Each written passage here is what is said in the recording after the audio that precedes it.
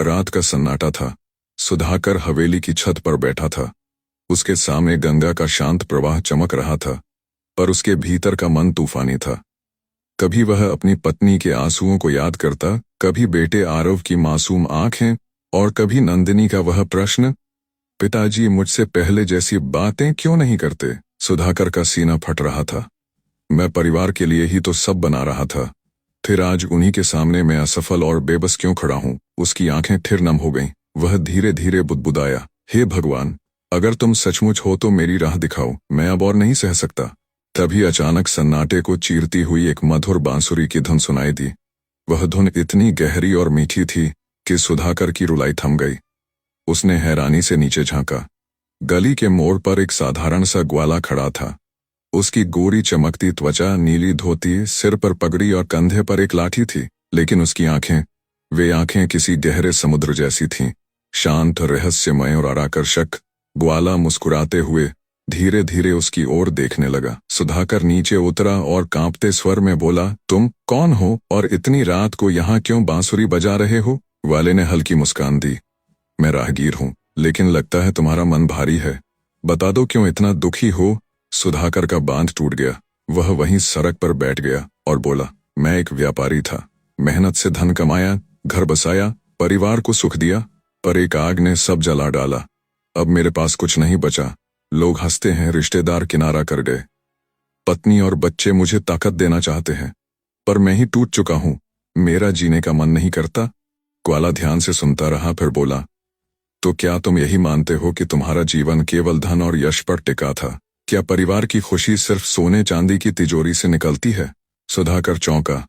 उसने धीमे स्वर में कहा, तो फिर किससे निकलती है। ग्वाले ने उसकी आंखों में देखते हुए कहा, कर्तव्य से। जीवन का असली सुख कर्तव्य निभाने में है, न कि फल की चिंता करने में। जब तक तुम मोह और शोक में डूबे रहोगे, तुम्हारे हाथ का गांडीव हमेशा गिरा रहेगा। लेकिन उठो, क्योंकि तुम्हारा धर्म है अपने परिवार को संभालना। कर्म करो, फल की चिंता मत करो। सुधाकर को लगा जैसे उसके कानों में कोई अनजानी शक्ति बोल रही है। वह कांप गया। ये वही शब्द थे जो उसने कभी कहीं सुने थे। कर्मण्येवाधिकारस्ते। वाले की मुस्कान अजीब थी, निर्मल पर रहस्यमय। जब उसने बांसुरी होठों से लगाई तो सुधाकर का मन जैसे बोझ मुक्त हो गया। उसकी आंखों के आंसू थम गए, दिल की गहराई में एक शांति उतरने लगी। सुधाकर बुदबुदाया, तुम कौन हो। तुम्हारी बातें मेरे हृदय को छू रही हैं, जैसे किसी पुराने मित्र की आवाज हो। ग्वाले ने केवल मुस्कुराकर कहा, मैं वही हूँ जो हर बार तुम्हें राह दिखाने आता हूँ। तुम्हारा युद्ध बाहर नहीं, भीतर है, उसे जीत लो, सब आसान हो जाएगा। सुधाकर ने आंसू पोंछे और हाथ जोड़कर कहा, मुझे राह दिखाने के लिए धन्यवाद, कल से मैं नई शुरुआत करूंगा। वह सिर झुकाकर क्षण भर रुका। जब उसने आंखें उठाईं, ग्वाला वहां नहीं था। कली खाली थी, बस हवा में वही बांसुरी की धुन तैर रही थी। सुधाकर हक्का बक्का रह गया। उसके दिल ने फुसफुसाया, यह कोई साधारण ग्वाला नहीं था, यह तो स्वयं माधव थे, जिन्होंने मुझे नया जीवन दिया। उस रात सुधाकर पहली बार चैन से सोया। उसका मन हल्का था।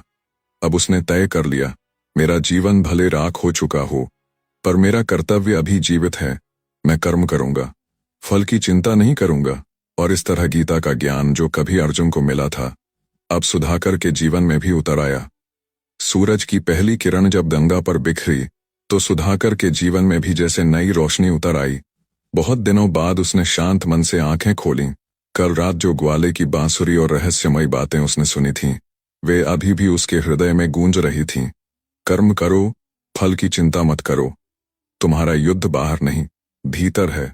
सुधाकर ने निश्चय किया, आज से मैं जीवन से भागूंगा नहीं, मेरे परिवार को मेरी जरूरत है। अगर सब कुछ राख हो गया है, तो मैं राख से ही नई नींव बनाऊंगा।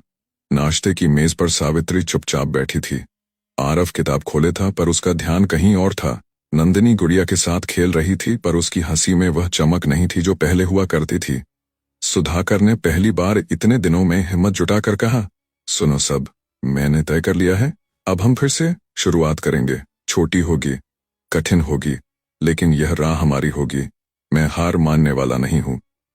आरव ने हैरानी से पिता को देखा। नंदिनी उछलकर बोली, सच पिताजी। सावित्री की आंखें भर आईं। क्या यह वही सुधाकर है जिसे मैं जानती थी। सुधाकर मुस्कुराया, हाँ सावित्री, कल रात मैंने एक ग्वाले की बांसुरी सुनी और उसके शब्दों ने मुझे जगा दिया। शायद वह कोई साधारण मनुष्य नहीं था। उसने मुझे वही याद दिलाया जो अर्जुन से कृष्ण ने कहा था। अगले ही दिन सुधाकर पुराने कर्ज चुकाने के लिए अपने गहने बेच आया। पैसों से उसने गली के कोने पर एक छोटी सी दुकान किराए पर ली। जब उसने पहली बार दुकान का शटर उठाया तो अंदर धूल और मकर जाल था, लेकिन उसकी आंखों में चमक थी। वह बोला, यही हमारा नया कुरुक्षेत्र है। अब हम यहीं से फिर से जीवन की लड़ाई लड़ेंगे। सावित्री और बच्चे भी मदद करने लगे। सावित्री झाड़ू पोछा करती, आरव हिसाब लिखता और नंदिनी ग्राहकों को पानी देती।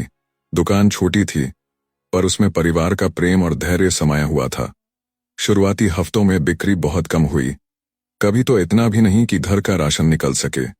रात को जब सुधाकर हिसाब देखता तो उसका दिल बैठ जाता। एक बार उसने थककर सिर पकड़ लिया और बुदबुदाया, शायद मैं गलत था, शायद मैं सच में असफल हो चुका हूं।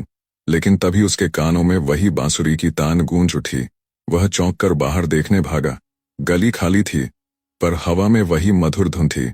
सुधाकर के होंठ कांप उठे। ग्वाला, माधव, क्या ये तुम हो?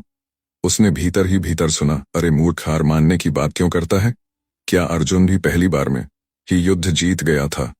उठो, फिर से प्रयास करो। सुधाकर की रीढ़ सीधी हो गई। उसने आंसू पोंछे और दुकान में लौट आया। 3 महीने में बदले।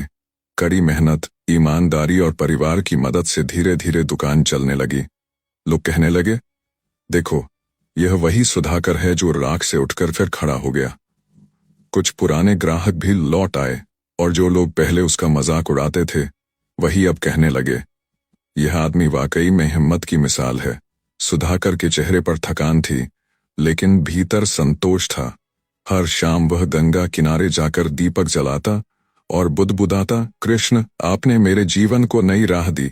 आपने जो गांडीव उठाने को कहा था वह मैंने उठा लिया है। सुधाकर ने फिर से जीवन में कदम जमा लिए। अभी सफर लंबा था, कठिनाइयां बाकी थीं, लेकिन अब उसके भीतर वह विषाद नहीं था। अब हर संकट में उसे वही बांसुरी सुनाई देती थी और हर बार उसके कानों में वही वाणी गूंजती थी, कर्म करो, फल की चिंता मत करो, युद्ध बाहर नहीं भीतर है। समय पंख लगाकर उड़ गया। सुधाकर की छोटी सी दुकान अब एक बड़ी होलसेल दुकान बन चुकी थी। जहां कभी वह अकेला झाड़ू लगाता था, वहां अब कर्मचारी काम करते थे। लेकिन सुधाकर वही नहीं रहा जो पहले था। अब उसके चेहरे पर गर्व की जगह विनम्रता थी। वह सुबह दुकान पर बैठने से पहले गंगा किनारे जाता, दीपक जलाता और बांसुरी की कल्पना करता।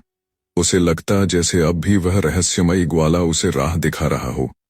धीरे धीरे मोहल्ले और शहर के लोग सुधाकर को सिर्फ एक व्यापारी के रूप में नहीं, बल्कि प्रेरणा के रूप में देखने लगे। जो लोग कठिनाइयों में घिरते वे सुधाकर के पास आते। कोई नौजवान कहता, व्यापार में घाटा हो गया है, अब समझ नहीं आता क्या करूं। कोई औरत रोती, पति बीमार है, घर कैसे चलाऊं। कोई बूढ़ा कहता, बेटे ने घर छोड़ दिया, जीने का मन नहीं करता। सुधाकर सबकी बातें सुनता और शांत स्वर में वही कहता, कर्म करो, फल की चिंता मत करो, युद्ध बाहर नहीं भीतर है। अगर मन दृढ़ है तो कोई भी संकट तुम्हें गिरा नहीं सकता। लोग उसकी बातें सुनकर हल्के हो जाते। कई तो रोते हुए उसके चरण छूते और कहते, आपने हमारे दिल का बोझ उतार दिया। एक शाम सुधाकर गंगा किनारे दीपक जलाकर बैठा था। सूरज ढल रहा था और आकाश के रंग सुनहरे से गहरे नीले हो रहे थे। अचानक उसने वही बांसुरी की तान सुनी। उसका दिल जोर से धड़क उठा। उसने इधर उधर देखा। दूर घाट पर भीड़ के बीच वही ग्वाला दिखाई दिया। नीली धोती, कंधे पर लाठी, होंठों पर बांसुरी। सुधाकर की आंखों से आंसू बह निकले। वह दौड़कर वहां पहुंचना चाहता था, लेकिन लोगों की भीड़ में ग्वाला ओझल हो गया। सिर्फ उसकी धुन हवा में गूंजती रही। सुधाकर ने हाथ जोड़ लिए और बुदबुदाया, माधव, आप थे राय, लेकिन इस बार मैं जान गया हूं आप कोई साधारण ग्वाला नहीं है। आप वही हो जिन्होंने अर्जुन को राह दिखाई थी और जिन्होंने मुझे भी जीवन का गांडीव थमाया। वाराणसी की गलियां अब सुधाकर को एक व्यापारी नहीं बल्कि एक जीवित गीता कहकर पुकारती थीं। और सुधाकर जानता था, मेरे जीवन का मार्गदर्शक कोई साधारण ग्वाला नहीं था, वह स्वयं वंशीधर थे, जो हर युग में आते हैं और हर टूटे हुए हृदय को फिर से खड़ा कर देते हैं।